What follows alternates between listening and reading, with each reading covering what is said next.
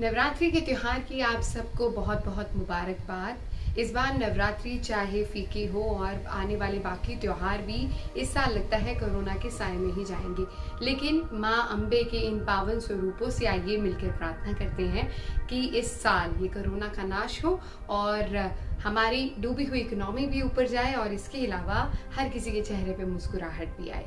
तो नवरात्रि से जुड़े ऐसे क्या क्या तथ्य हैं जिनके बारे में आपको जानकारी नहीं है, ये लेकर आज मैं आपके सामने आई हूँ। और आइए शुरू करते हैं कि ऐसे क्या तथ्य हैं जो नवरात्रि से जुड़े हैं और जिनके बारे में जानना बहुत जरूरी है।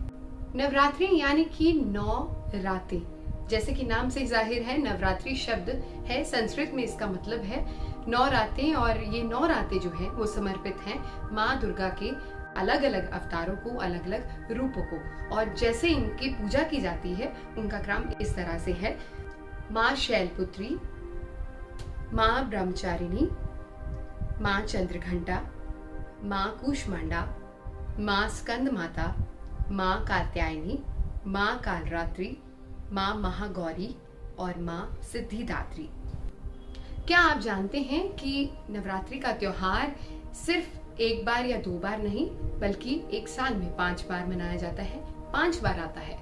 जी हाँ, ये सुनने में बेहद अजीब लग सकता है क्योंकि हम जो अपने बड़े बुजुर्गों से सुनते हैं कि नवरात्रि का त्योहार चैत्र नवरात्रों के रूप में या फिर अश्विन नवरात्रों के रूप में मनाया जाता है, लेकिन हिंदू पंचांग कहते हैं कि एक साल में 5 बार नवरात्रि होती है और जिनमें चैत्र नवरात्रि, अश्विन नवरात्रि, पौष नवरात्रि, माघ नवरात्रि और आषाढ़ नवरात्रि नाम शामिल है।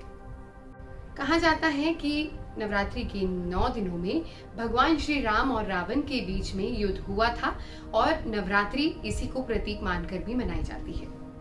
नवरात्रि प्रतीक है माँ दुर्गा द्वारा राक्षस महिषासुर के वध किए जाने का भी। और कहा जाता है कि महिषासुर राक्षस को वरदान था कि उसे तीनों लोकों में, समस्त लोकों में कोई नहीं मार सकता था, लेकिन देवताओं द्वारा माँ दुर्गा के स्वरूप से ये विनती किए जाने पर माँ दुर्गा द्वारा इस राक्षस का वध किया गया और वध करने पे जो हुई जीत को ही नवरात्रि के त्योहार के रूप में मनाया जाता है। नवरात्रि देश के अलग अलग राज्यों में अलग अलग तरीके से मनाई जाती है। जहां उत्तर भारत में रामलीला के जरिए नवरात्रि का त्योहार मशहूर है, तो पश्चिम बंगाल में माँ दुर्गा के पावन स्वरूपों की विशाल मूर्तियां बड़े पंडालों में लगाई जाती हैं जिन्हें दूर दूर से लोग देखने आते हैं। इसके अलावा गुजरात और मुंबई में ये मशहूर है गरबा खेलने वालों के लिए।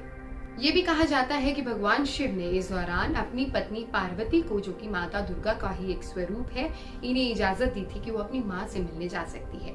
तो हिंदू पंचांग के मुताबिक इस आगमन को भी नवरात्रि के रूप में मनाया जाता है। तो ये थे कुछ रोचक तथ्य नवरात्रि से जुड़े जिन्हें ज्यादातर लोग नहीं जानते हैं।